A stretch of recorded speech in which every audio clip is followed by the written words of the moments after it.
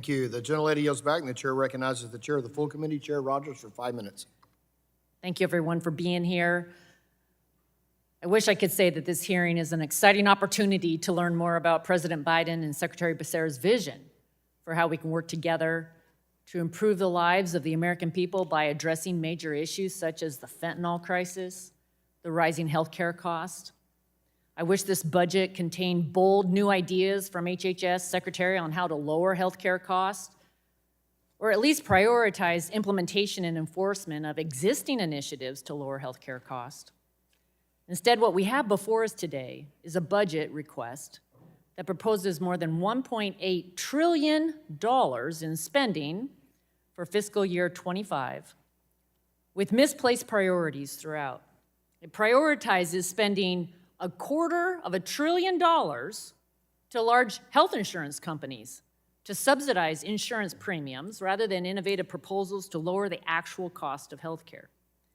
It favors the pursuit of far-left priorities over implementation and enforcement of bipartisan health care laws. And it signals to the American people who are struggling under the weight of an overly expensive and complicated health care system that help is not on the way. Secretary Becerra, it's the third time that you've testified on the HHS budget before the Energy and Commerce Committee, and you've already testified before Senate Finance and House Ways and Means committees even this year. If there are any indication, we're going to hear platitudes about lower drug prices, but nothing on what you've done to lower outrageous hospital bills and empower patients with the ability to know the price that they will pay up front.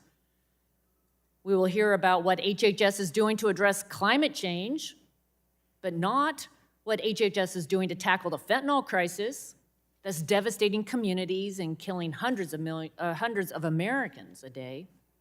And we'll hear that you'll get back to us, although unfortunately on countless times, on questions of critical importance, we haven't heard back. I hope today you prove me wrong. Secretary Becerra also raised a very disturbing lack of transparency from NIH, a sub-agency under your purview, regarding sexual harassment at the agency and institutes it provides grants to, a very serious issue that this committee has been investigating for almost 3 years. At the direction of your department, Mr. Secretary, the NIH continues to obstruct the committee and cover for individuals found to be who have committed sexual harassment or abuse at NIH-funded institutions, including many convicted of crimes. You need to stop withholding critical information from this committee and stop protecting the sexual abusers. The victims deserve full accountability and justice. I'll close with a somber reminder. Rampant inflation is not behind us.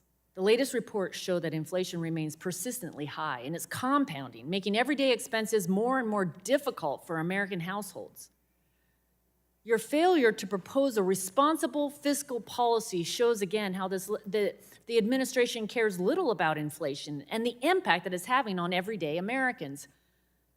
You're quick to propose more reckless spending without regard for how that fuels increased prices and then refuse to take accountability for the harmful result.